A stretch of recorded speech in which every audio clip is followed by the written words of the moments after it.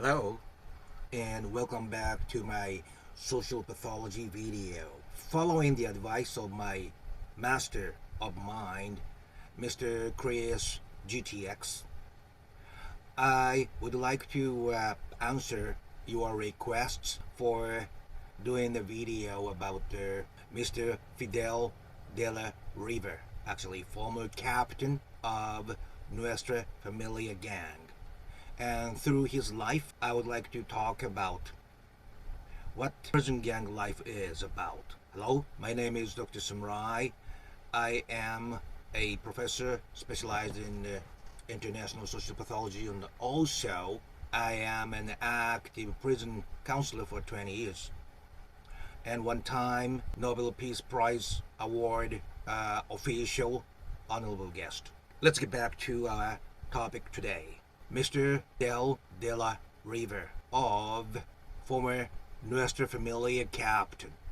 Nuestra Familia is the prison gang which is in charge of northern part of California of Bakersfield. Down under Bakersfield, Mexican Mafia is in charge of.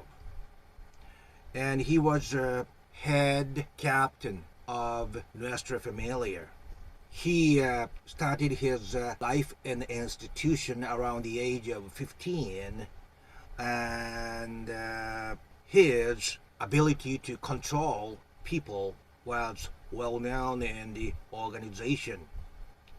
Also, he was notorious for his volatile personality, so to speak, and he actually told me when he faces way bigger guy to collect the tax in prison, even that humongous guy kind of backed off and paid a due.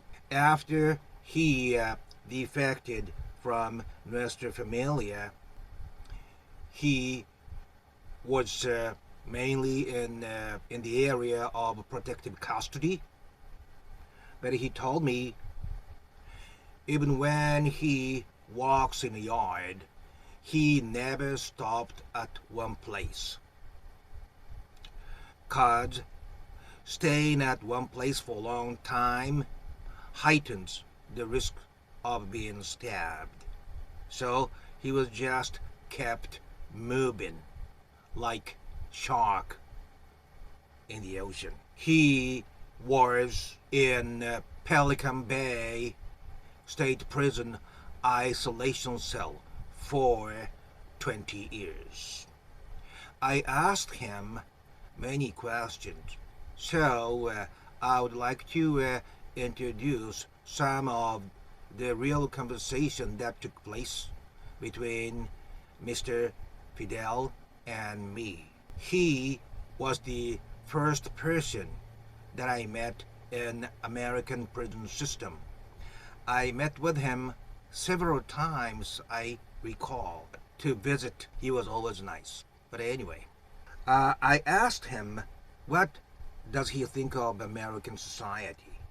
By the way, he is already out and became a perfect civilian after 45 years of incarceration at the age of 60. So I just would not like to mess with his peaceful life. The first time I met him, he spent already 32 years in prison. But he went to a juvie too.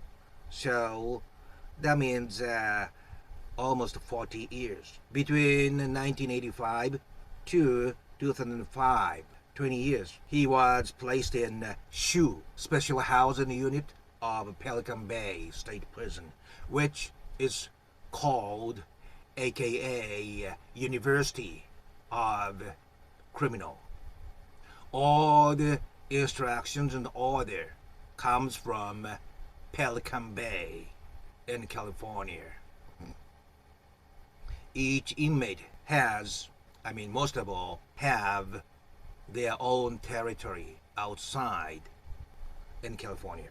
He told me at the time he did not like the American society where white culture was forced on to a person like him too. So he subconsciously felt the animosity and hostility towards that unnatural force of the society. Why I have to receive that kind of social pressure he felt. He rather wanted to learn Mexican culture. Honestly, he was feeling, southern part of the United States was taken by the United States way later than other northern states, right? So he was kind of feeling hostile against that history itself. And I asked him about his parents. Both of them are from Mexico, immigrants. And they got married very young and looking for a better life. They came over to the United States. So they both could not speak English and worked as a kind of helping hand at big farms. In general, members of Nuestra Familia gang originally were, from workers for agriculture. That's why that the logo of Nuestra Familia is like machete, and on top of machete there's this hat. That hat stands for hard works in the farm and agriculture. When he was a kid, 3 siblings were dead, and he was second from the bottom. Brother next to him was shot to death by police officer, and oldest sister and brother also passed away. And at the time, his mother was over 90 years old, and at this moment, she is over 100 years old, because he is my oldest, ultimate personal friend of mine. That I mean it, because he taught me so many things. He highly respected his mother, and he was saying we would not see a person like her again in this world. She never did smoking, drinking, nor any kind of drug, and she worked very hard as a seasonal farm worker, and also she held her family very tight, took care of her family very good. It's interesting to hear him say, once he closed his eyes, those happy childhood days came back to mind. But it was also shadowed by some malicious force. And I stepped further into what kind of childhood it was. He goes, in addition to that feeling against society that places unnatural forces upon him, he felt like he did not have any social niche. He himself started to place distance from the ordinary society, and street life became his standard. But it was also necessary, he said, because his father is alcoholic, and he get drunk. He physically, verbally, and psychologically abused the other family members. So when he was a very little boy, his father was what he most. But he goes, those scars made by his punches and kicks and stuff are already cured, but scars on his heart and mind are still there. Especially, he couldn't stand his violence against his mother. He could not stand that, any bit of it.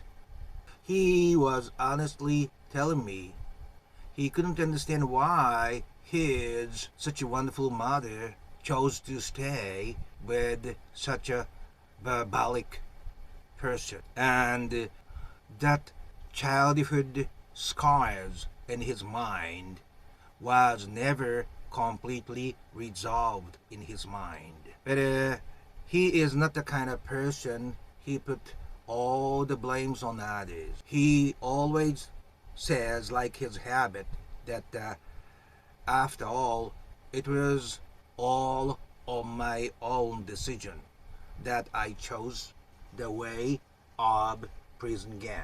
And I asked him, how do you think you could become captain of such a notorious prison gang? You know, Nuestra Familia is well known for their military, control. And in the yard, they do this physical exercise in group. So group of people do this same movements, you know, in the corner of the yard. And he said one day one of the generals let him know in written form that he was now placed the highest of all the captains. That leads to general position. So he was notified to be chosen to be one of the general.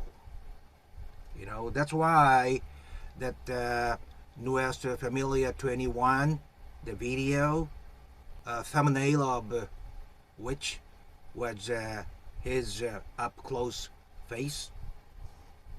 And he was introduced as general, but he was going to be a general, to be exact. And he also admit NF, Nuestra Familia, was a military. And there was this written rule that to be accepted as a general, you have to establish your solid position as at which you have to control your juniors perfectly and have to made clear results that everybody can see. But at the same time, being evaluated that high put him in the position that he have no choice but to kept being prison gang members. I mean, his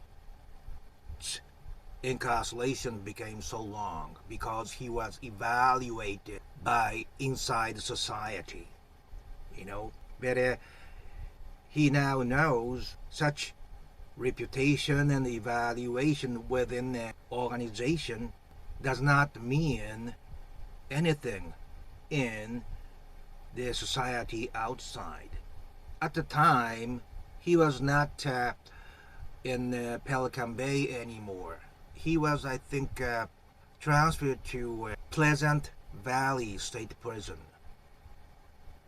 So it was right after he was transferred from Pelican Bay. So his mind was already newly set.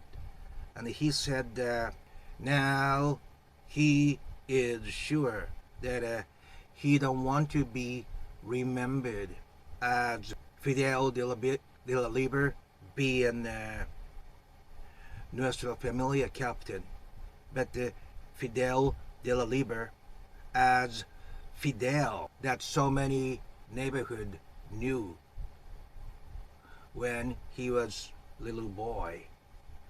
He wanted to be remembered as a person who was born in the providence of nature. And then I asked him, what kind of a life was it in a Mexican neighborhood in the United States? It is a personal thing, but he could never forget the day that his oldest brother was shot to death by some kind of a gang member. It was while his mother was holding a home party at her backyard. He became 18 years old on that day, and it was the party for him. And the whole family was planning to go to a restaurant to celebrate his birthday. Also, his cousin was shot to death. It happened when he was still incarcerated. I remember that time that Mr. Fidel reported me that incident. And he told me the first thing that came to his mind was, is this because I defected from NF? But the time goes by and it turned out not to be because of his defection. It is like Bloods and Crips war, Nuestra Familia and the Mexican Mafia war is fact that nobody thinks about why they are fighting. It's just said to be that way socially already. And I do remember he was so depressed. And then I moved on to ask, how was your 20 years isolation cell life? In one word, it was inhumane. That's why now no more than 5 years of isolation is allowed because of the boycotts conducted by over 10,000 inmates across the California prisons. They kind of spread that instruction using kites and visitors and stuff like that, and they did it all at once, and it worked, I think. He said during that 20 years of isolation, there were so many red tape rules, and he could not even get decent food, clean water, fresh air, and he couldn't be exposed to sunshine. And of course, he was cut off of meeting with his family members. But he says the toughest was loneliness. For 20 years, he was totally on his own with nobody to talk to. So he still remembers when he was released from that isolation. He was so happy, as if he was released from incarceration itself. General population was much better, like outside ordinary life, to him who was isolated for 20 years. So he said that each one of the ordinary things he very much appreciated, he remembered, and he naturally became more open-minded and generous to what others did. And I asked, did you have friends that he could trust all the way? And he goes, as I said, he was placed in the area protective custody where those gang defectors are placed for their safety. There, those ex-gang members gathered together, he said, once in a while and talk about, each situations and stuff. But he was well known in prison gang society because he was supposed to be next general. So all the rest of the ex-gang member friends in that protective custody recognized him and respected him very much. So naturally, they stood guarding him against other external dangers, he said. So he was kind of natural, born boss type of personality. But at the same time, he just tried not to be too outstanding. Said he played it down intentionally because he quit being gang. That means he really quit physically and mentally. I asked, what's your sentence? And he goes, 15 to life. So at the time he was in prison like way more than 15 years old. So he deserved being paroled.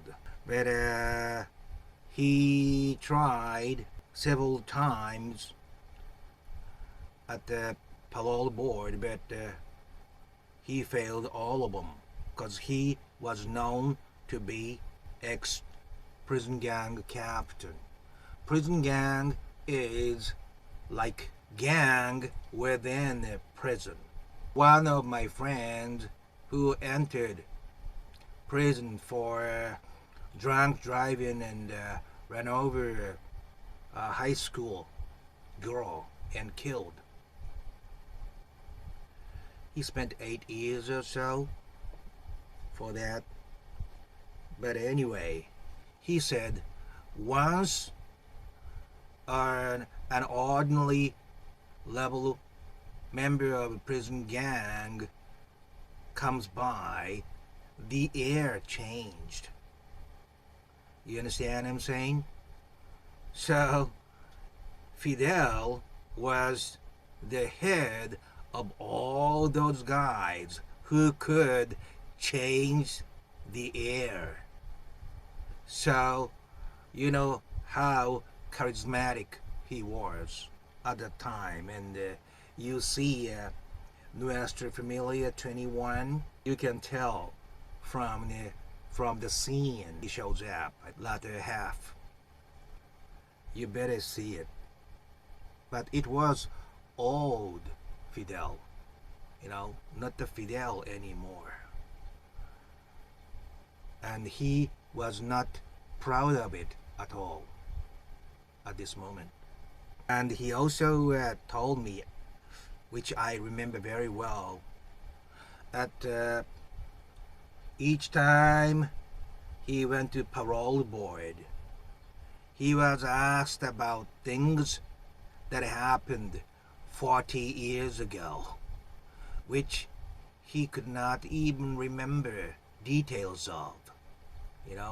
He was using, I think I told you about this in the part 1 of Mr. Fidel De La Riva. He was using this ear support, and he had to wear, glasses to read. So it made sense that he couldn't remember details. Can you remember 40 years ago so clearly? No, right? But that's what's happening with the prison inmates at the parole board, because they have to go back to the days that the incident happened, which most of us do not know. He didn't kill anybody himself. And seeing those who killed like 3 people got paroled out, he just couldn't take it. How come that guy killed so many people and he was paroled, and I, who didn't kill nobody, couldn't be paroled? It's unreasonable, he said, I remember. And I kind of emotionally, I agreed with him. He twice went to YA. It's like jubies, and it was the beginning of his incarceration. He used to remember it was called DVI, but actually it was known as a school to be real gangsters. So from all over the California, only those ferocious, violent, and highly aggressive youngsters were collected into that DVI. They were willing to kill to be a made member of prison gang. And the area he was from was one big center of Nuestra Familia. So, although he said he was not a member of NF, when he was outside, he knew many faces of NF made members when he went into juvie, because he was from such a family. When he was a prospect member, he did all kinds of bad things that normal people could not think of. He said he never thought about other people and how other people feel about it, because he didn't even care about his own life. And he told me he was placed on disciplinary 115 times. Can you believe that? That means he broke the rules of prison for 115 times in those days only. He never thought about extension of his incarceration at all. He said he really believed he would die within prison. I think this is the point of whether you become a prison gang captain or just experience prison. He was ready to die. Either he kills or be killed or placed in death row. Those 3 are the only options he had in those days. Part of him accepted all those 20 years of isolation and in total of 45 years of incarceration was reasonable for considering those things he did when he was young. In those days, he truly believed all he was thinking about was the prosperity of Nuestra Familia only. He never thought about himself. He was always thinking about his organization and its prosperity. So he truly believed to die for NF at the time. And there was no lie about it, I could tell, when I was listening to what he had to say. All this information I'm telling you now is a record that I got from him directly during the interview. Because of that, he lost all the other things: his life, freedom, his wife, kids, and everything. So losing all those things put him even further into a mentality that hates the society. He said he destroyed everybody who was in his way. He was like a soldier ready to die and do things all the way for his own organization when he was young. You know, this is the difference to be captain and next general. And I asked, do you have kids? And he go, yes, daughter and son. At the time, my daughter was 6 and my boy was 2 weeks when he was first incarcerated. And now they are 36 and 30. Of course, at the time I had this interview, they don't write to him, they don't come to see him at all, as a matter of course. And he was blaming himself for all that because he chose himself before them. Looking back, kids had to survive perfectly on their own, while his kids were having such a hard time surviving. He was repeating crimes times again.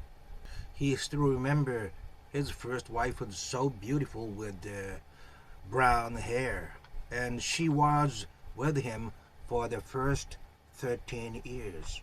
But once he made up his mind to devote his life to NF, he himself said to her, and let's divorce. You know, she was his sweetheart from the freshman year of the high school. And I asked him my last question, what do you think prison gang is? And he goes, his dysfunctional family and the social system that forced one-way value on everybody, including person like him, and not having a good role model.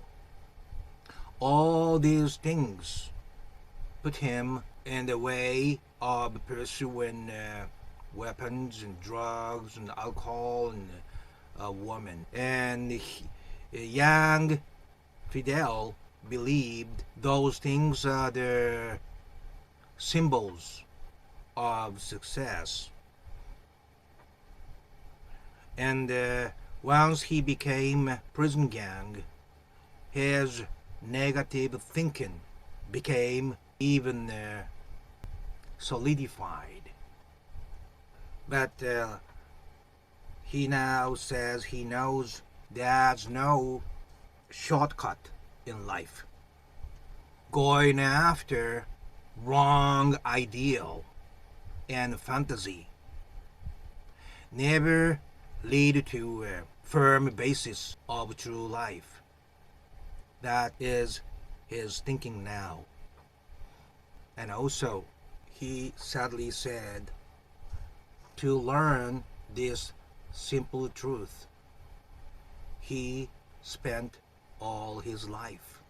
He said that in a quiet manner. He goes, all human beings carry some kind of scars in their minds, but they must have some good memories and experiences too. Although he pursued the extreme in the world of violence within the prison, to be honest, he did not know any other life alternatives. Becoming a successful prison gang was the only option that was available to him at the time. So when the time comes that he might go out of this prison, he would like to lead a life that doesn't have anything to do with violence. He completely hit the bottom, and he noticed the truth. I think this is what the correctional facility says, through rehabilitation and correction. So I remember telling him, if you cannot be paroled, I think something is wrong with the system. Because I know so many people who are paroled but not changed inside. In his case, he changed completely, which sometimes taught me how I should live too. So in a way, he was my teacher too. I now think I was looking for something far away all the time. But in reality, what I really wanted was so close to me. Kind wife, cute kids, house, car, decent money, freedom and safety and happiness over subtle daily things. I took all that for granted. And he goes like this. The latter half of my gang life was my paying back to all those senior members who took good care of me when I was nobody. He thought he owed them a lot. And seeing those all-time, senior gang members getting older and losing their, agility, he started to feel stronger that he had to pay back for them for what they did to him. He genuinely felt like that. He, in the latter half of his gang life, he was not interested in being a gangster anymore, but he just wanted to pay back to the organization who supported him when he lost his way. And he believed the way he could pay back is teach right things to younger gang members. And the way of NF means